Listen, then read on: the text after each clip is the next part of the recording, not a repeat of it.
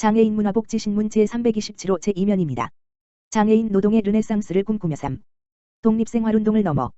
독립생활운동은 장애인 복지체계와 장애인의 삶을 근본적으로 변혁시켰음에도 불구하고 그 한계점도 함께 드러냈다. 미국의 장애인 옹호가 러셀, 마어터 러셀과 말호트라, 러비 머론나의 자유시장 원리를 당연시하면서 독립생활운동은 장애인을 진실로 세력화할 급진적 잠재력을 잃었다는 비판처럼 독립생활운동은 장애인의 자율과 자치를 표방하면서도 장애 논쟁을 자본주의 시장 경제에서 평등한 대우를 받을 소비자로서의 권리라는 맥락으로만 국한시킴으로써 장애라는 개념을 발생시킨 자본주의 자유시장 원리의 이데올로기를 그대로 수용하고 내재화시켜버린 것이다. 장애인의 사회 참여만을 추구하다 자본주의 체제 내 편입만을 궁극 목표로 여기게 되었던 것이다. 그런데 자본주의 200년 전 노동력과 생산성을 모든 것의 유일한 가치 잣대로 삼고서 출발한 산업혁명 이후의 자본주의 체제가 과연 장애인 모두에게 온전한 자아실현과 삶의 질을 보장해주는 천국이 될 수 있을까? 어쩌면 이러한 자본주의 체제야말로 장애인들에게 근본적인 소외와 차별과 배제를 가져다주는 프로크루스테스, 피아로시러스츠의 침대란 생각이 들지는 않는가?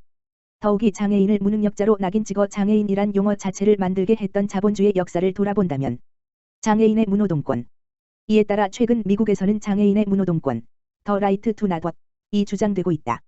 물론 여기에서의 노동은 자본주의 체제하에서의 공장제 노동을 말한다.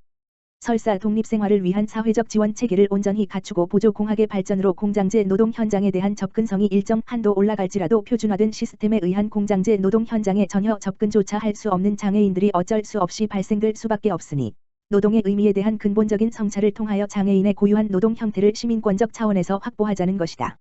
선천성 다발성 관절만곡증 탓에 입으로 붓을 물고 그림을 그리는 구족화가 장애인 운동가 테일러, 써니 테일러는 생산성 가치를 한 개인의 가치와 등치시키며 노동 예찬을 펼치는 자본주의 체제의 산물인 공장제 기업 노동을 거부하면서 그러한 노동에 참여하지 않고 자신만의 고유한 삶을 누릴 권리를 당당하게 주장하고 또 영위하고 있다. 그녀는 장애인이 노동 기회를 통해서만 이익을 얻고 그런 기회에 감사해야 할 정도로 노동이 중요한 까닭은 과연 무엇인가?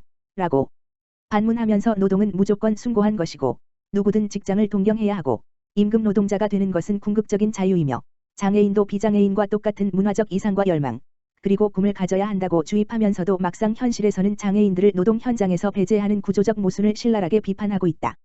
장애인의 무노동권은 노동 생산성, 고용 가능성 혹은 임금에 따라 사람의 가치가 결정되지 않을 권리를 말한다. 그것은 장애인을 열등한 존재로 낙인 찍으며 배제시켰던 자본주의 체제 자체에 대한 근본적인 통찰로 우리를 이끌고 있다. 노동의 역할과 의미를 새로운 관점에서 통찰함으로써 임금 노동으로만이 인간의 가치를 온전히 실현할 수 있다는 자본주의 체제가 주입시킨 사고를 전복시킬 것을 요구하고 있다. 물론 아직은 대다수 장애인에게 고용 자체가 그림의 떡인 현실에서 장애인 고용 장려 정책 덕분에 공장제 노동 현장 진입에 성공한 장애인들이 갈수록 늘어나는 것은 매우 고무적인 현상이고 또 지속적으로 확대 추진되어야 할 것이다. 특히 직업 재활이 장애인 복지의 꽃이라 할 만큼 대다수의 장애인에게 직업을 갖는다는 것은 비장애인이 직업을 갖는 것 이상의 특별한 의미를 지니고 있다. 직업을 통해 장애인은 사회 공동체의 한 구성원으로서 자기 역할을 수행할 수 있음은 물론 독립적인 삶의 품위를 유지하기 위한 소득을 획득하고 생산적 활동으로 사회 발전에 기여할 수 있기 때문이다. 하지만 지난 200년 장애인 복지사를 되돌아볼 때 영국의 장애학자 폴 에벌리가 말한 노동을 기준으로 하는 정상화, 원노멀라이즈드 를 통하여 자본주의 체제 내로 모든 장애인을 단순히 합류시키는 것만이 장애인 운동의 궁극 목표가 되어야 하는가에 대해서는 의문이 든다. 모든 사람이 완벽한 얼굴, 완벽한 일자리, 완벽한 가족, 완벽한 몸을 갈망하는 자본주의 소비사회에서 기존 문화 가치 체계를 근본적으로 변화시키지 않고서 장애인 문제가 근본적으로 해결될 수 있을 것인가에 대한 의문인 것이다. 영국의 장애학자 올리버, 마이켈 알러버의 지적대로 사회의 근본적인 변화 없이도 장애인들이 완전한 시민권과 필요한 모든 서비스를 받을 권리를 가진 시민으로 사회 속에서 살 수 있다고 생각한다면 오판이며 사회 언저리에서 서투른 솜씨로 하찮은 일이나 하는 것이 아닌 사회의 완전한 구성원으로 역할을 하려면 사회가 근본적으로 바뀌어야 한다.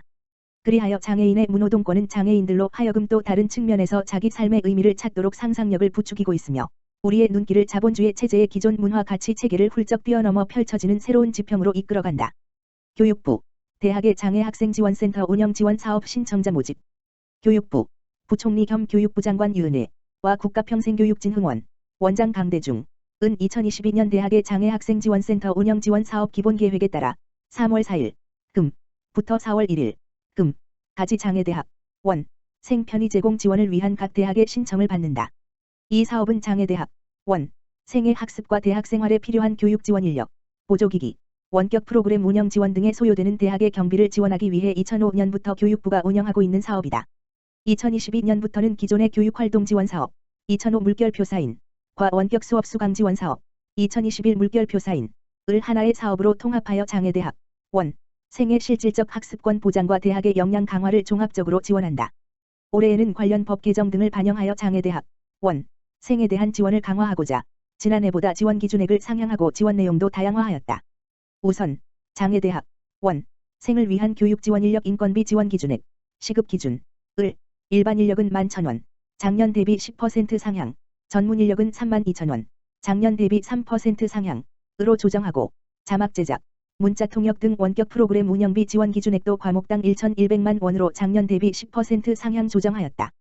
대학이 전문 인력, 속기사, 수어통역사, 점역교정사 등을 안정적으로 확보하여 장애 학생을 지원할 수 있도록 전문 지원과 장애 학생 지원센터 업무를 겸직하도록 하는 전문 인력 월급제 채용 방식도 지원한다. 장애 학생 및 대학 현장 의견을 바탕으로 장애 유형 및 정도 등을 고려하여 필요성이 인정되는 경우 장애대학, 원, 생에게 복수의 교육 지원 인력을 배치할 수 있도록 지원 기준도 개선하여 적용한다. 대학의 보조기기 구비 지원은 장애 학생의 원격 수업 지원을 위한 목적에 한정하지 않고 이동 지원, 학습 공간 조성 지원, 개인 대상 지원 등 다양한 목적에 필요한 보조기기에 대한 지원이 가능하도록 개선하였다. 장애대학, 원, 생의 특성과 대학 자체 여건에 맞는 지원 역량 강화를 위해 사전교육비 지원과 대학의 자율사업에 대한 지원도 실시한다. 대학의 원활한 사업 운영을 위해 교육 지원 인력의 사전교육 등에 소요되는 경비를 학교당 110만 원까지 지원 예정이며 대학에서 장애대학, 원, 생 학습 결손 보충, 학생 간 교류 등 필요한 다양한 자체 사업을 발굴하여 추진할 수 있도록 대학의 자율사업도 시범 지원도 실시한다. 충남발달센터, 발달장애인 도전적 행동 중재 교육 참여자 모집, 한국장애인개발원 충청남도 발달장애인 지원센터, 센터장 김광선, 이하 충남발달센터는 최중증 발달장애인의 도전적 행동 예방과 종사자의 역량 강화를 위한 2020 발달장애인 도전적 행동 중재 교육 참여자를 이달 16일까지 모집한다. 교육은 오는 4월 1일부터 4주간, 매주 금요일 오후 4시 물결표 사인 6시까지 온라인으로 진행한다. 2019년부터 도전적 행동에 대한 교육과 컨설팅을 실시하고 있는 충남발달센터는 올해는 복지기관 사례 중심 교육으로 진행할 예정이다. 4월 1일 첫 번째 교육 시간에는 한국대학교육협의회 학술연구 교수 이원희 씨가 도전적 행동의 이해에 대해 강의한다.